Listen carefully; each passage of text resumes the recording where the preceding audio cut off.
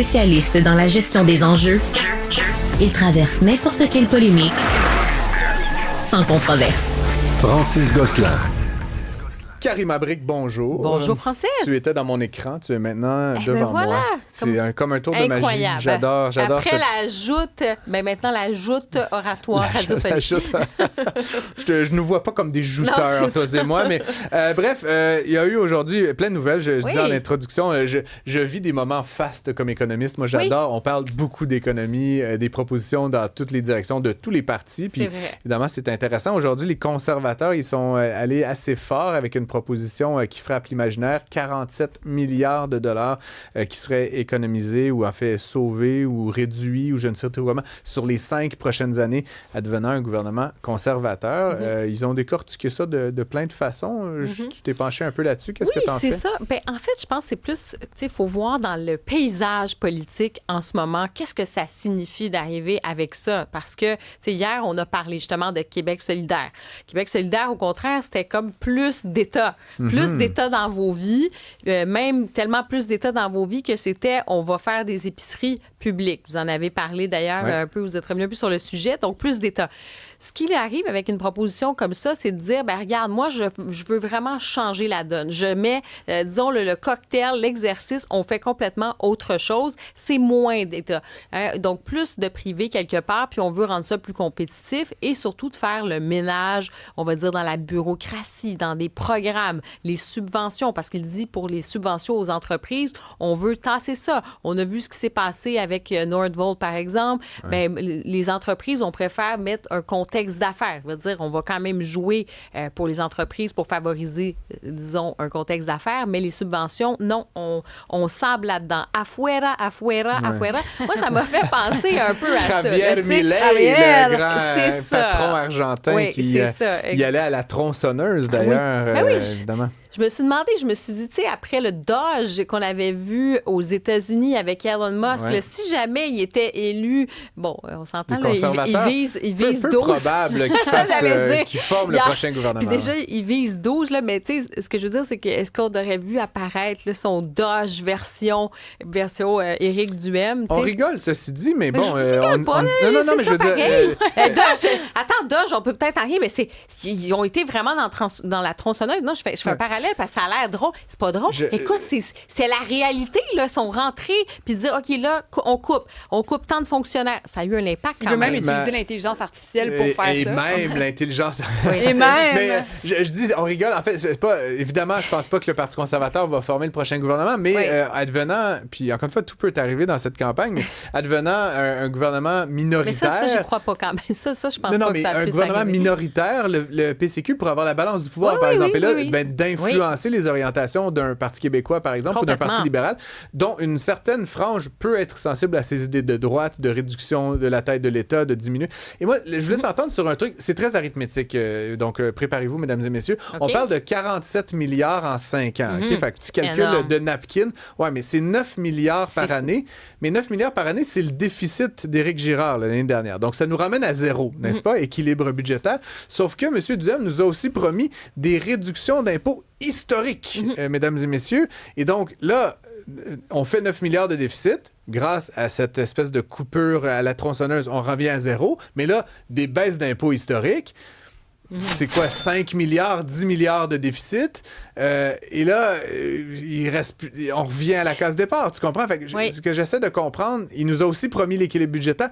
Comment est-ce qu'on se dépatouille dans tout ça? Ça semble être le beurre, l'argent du beurre et une autre partie. Là, c'est ça. Et voilà. Et effectivement, oui, en fait, c'est toujours... Je pense que pour ses adversaires, ça va être aussi de critiquer la crédibilité de cette affaire-là. C'est-à-dire que si tu vas dans cette logique, c'est que tu es vraiment, tu dis le moins d'État possible, à ce moment-là, il y a des programmes qui peuvent sauter aussi. Là, c'est pas ça qu'il dit là, mais dans une logique un peu plus libertarienne ou une logique où le privé prend de plus en plus de place, tu vas dire, je dis pas que c'est ça qu'il dit là, mais dans une logique comme ça, tu peux dire, OK, mais des programmes, par exemple, de garderie, des choses comme ça, est-ce que finalement, non, on donne un peu plus, c'est l'argent aux parents, puis vous vous débrouillez, puis c'est comme ça. Pour la santé, il y a aussi des décisions à prendre. Là, on a vu qu'on était dans ce psychodrame national avec les fédérations de médecins puis les milliards qu'on donne là-dedans, est-ce qu'un gouvernement qui dit non, regarde, il tient tête puis il assume le risque de la réponse de ces médecins qui disent, regarde, oui, on risque peut-être de quitter à ce moment-là parce qu'il faut que tu coupes quelque part, tu vas couper dans des grosses dépenses aussi. Donc, est-ce qu'on se retrouve dans un bras de fer, par exemple, avec des médecins en disant, OK, vous chialez sur, je sais pas, là, justement, sur des... Mais tu sais, M. Legault a essayé de tenir tête avec M. Dubé, puis on va se le dire, ils ont perdu la guerre. Là. Je veux dire, tu sais, tenir tête aux médecins... Non, mais à un moment donné, on dit ça, mais à un moment donné, après 2 mois, 6 mois, tu sais... On a tenu tête. Oui, mais on a tenu tête aux enseignants aussi. Mais tu sais, c'est qu'à un moment donné. On n'a pas tenu tête, non. Ça, on a plutôt donné. On a fait le rattrapage salarial, certains diront. Les écoles ont quand même été fermées pendant plusieurs mois. Là. Ce que je veux dire, oui, c'est mais au final, ils ont quand même eu les augmentations. Ils ont donné l'argent, finalement. Voilà, mais autant aux enseignants, autant aux médecins. Les 2 fois, on a tenu tête un bout, puis on a bien vu que c'était difficile de tenir tête durablement. Je vois pas comment. Je veux dire, mais non, mais c'est pas que je dis. Ce que je veux dire, c'est que pour en arriver là, quand tu dis on va faire des coupures, on veut plus de privé, à un moment donné, il faut que tu finances ces choses-là. Ouais. Et dans ce cas-ci, je pense que c'est plus facile pour les oppositions de dire ben c'est pas crédible. Est-ce qu'il y a un ménage à faire? Oui, je me rappelle. Puis ça va même au-delà du gouvernement du Québec. Je regardais, il y avait un article qui datait quelques mois de ça, où on parlait, puis même récemment, on en a reparlé cet été, sur l'aide au développement, par exemple. Là, on parle, tu me dis, la bureaucratie, les fonctionnaires, c'est une chose, mais juste, de l'argent qui est dépensé un petit peu. Tu dis, c'est pas la priorité de faire un programme qui tient compte sexo-spécifique à l'autre bout du monde pour favoriser. Burundi, oui, là, on est peut-être... on est tous pour la vertu à un moment donné, puis dire, oui, on veut l'égalité et tout ça, mais as-tu besoin de donner ces millions-là à l'étranger pour des programmes comme ça? Fait que déjà, ça, tu peux dégraisser sur des trucs comme ça que tu dis, OK, dans une période d'abondance et de prospérité, vraiment, là, où est-ce que les gens n'ont pas de la misère à payer leur épicerie, OK, mais dans ce cas-ci, on peut faire le ménage. Ensuite, là, tu t'attaques à quelque chose aussi de fondamental, puis je pense que le côté libertarien, souvent, il y en a qui ont du mal avec les syndicats aussi, sur la permanence des emplois, sur certains emplois dans la fonction publique, que tu fais 2 ans, tu as un emploi à vie. Tu sais que ça va être très compliqué là, si jamais ça fonctionne plus puis tu veux mettre la personne l'autre. C'est que je suis d'accord sur les principes, mais après, dans la réalité, demain matin, Éric Duhem est le premier ministre avec son équipe et tout. Est-ce qu'on a envie que la province soit à feu et à sang, puis que les médecins arrêtent de travailler, que les écoles soient fermées, que les syndicats... Mais non, la réponse, c'est non, et c'est pour ça que tu regardes le pourcentage d'intention de vote. Les gens ne sont pas convaincus, mais... Je pense quand même, à un moment donné, puis ça, c'est une vraie question peut-être qu'il pose. Est-ce qu'on est rendu un peu au bout du modèle québécois tel qu'on l'a rêvé? Et dans la réalité, entre le rêve et le rendu, il y a vraiment un décalage. Je suis fasciné, en tout cas, par cette proposition. Et j'ai bien hâte, comme je dis, de voir l'ensemble du plan. Parce qu'aujourd'hui, on a eu le bout où on a la tronçonneuse. Oui, la tronçonneuse. Mais il faut aussi redonner de l'argent aux ménages, baisser les impôts, montrer comment on atteint l'équilibre. C'est comme si on avait eu une des colonnes. Mais moi, en bon gars de chiffre, j'aime ça voir tout le plan. Fait que là, j'imagine que ça va venir au cours des prochaines semaines. Parce que tu disais...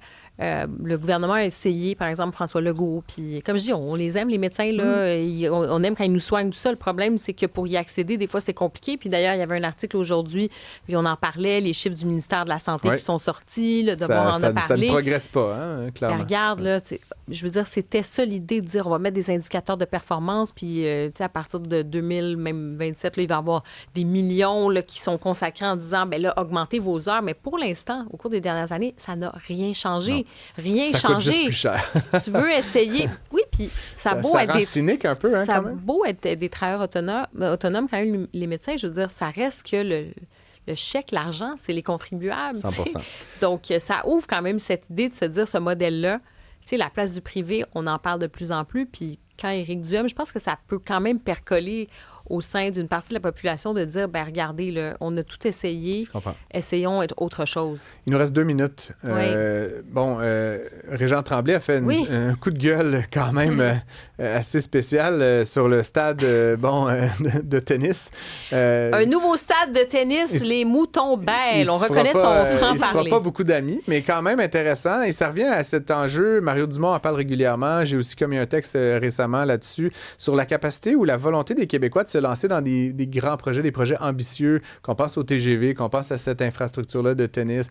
Il y a comme... On a l'opposition facile, j'ai l'impression, parfois. Bien, en fait, moi, c'est vraiment là, puis je pense pour nos auditeurs qui sont là aujourd'hui, il faut quand même se poser la question, là, à un moment donné, est-ce que...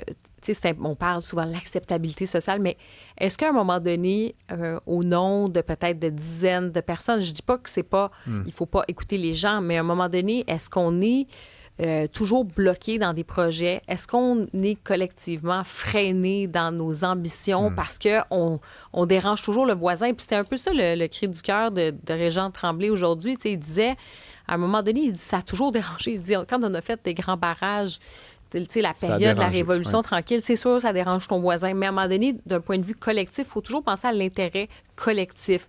Est-ce qu'on est, au final, qui est gagnant là-dedans? Est-ce que c'est la majorité des gens?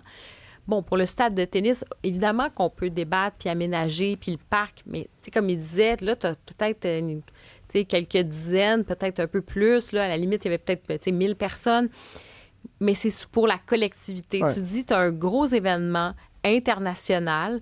On a déjà des installations qui sont là. L'argent va après à Tennis Canada qui va former aussi de la relève. Tu as des terrains qui peuvent être utilisés. Tu ne sais pas te dire, il n'y a plus de parc. Est-ce qu'à un moment donné, il y a comme une minorité qui fait beaucoup de bruit et finalement, on se prive de faire des projets à cause de ça. Comme je dis, c'est une réflexion, là, c'est pas... Mais j'ai l'impression que les Québécois ont aussi été chaudés parce que la dernière fois qu'on a tenu ce discours-là, puis je me rappelle dans cette pièce avec Mario avoir parlé de Nordvolt quand l'investissement a été fait, puis on était comme, les Québécois sont contre les grands projets, il faudrait encourager ça, puis l'histoire finalement... Non, c'est pas la même... Non, mais faut pas... Non, c'est pas la même chose parce que là, tu parles... Je vais te ressortir l'article de Mario Dumont qui nous parlait des capacités industrielles du Québec. Premièrement, pour l'affaire de Nordvolt, ça aurait pu être payant, mais manifestement, il y avait quand même des signaux, là, des drapeaux rouges. Et le gouvernement a quand même joué. Je dis pas, des fois, on prend des risques, OK, mais le risque, c'est sûr, c'est facile après. Tu te dis, ben oui, là, c'est facile de juger. Je dis juste qu'on a pris le risque de mettre sur une entreprise étrangère. T'sais, après, on peut débattre. Est-ce qu'on aurait pu miser plus sur nos PME, par exemple? Je sais pas. Je connais, je voulais pas. Je dis juste, il y a eu quelques-uns de ces grands projets qui ont mal fini. Oui, mais là, c'est pas un grand projet. C'est ça que j'allais dire. À la limite, c'est même pas... Ça va coûter 1 milliard ou 2, là, un stade de tennis. Là. Non, mais pour l'instant, on nous parle de 400 millions. Attendons de voir. Oui, c'est ça. Exactement.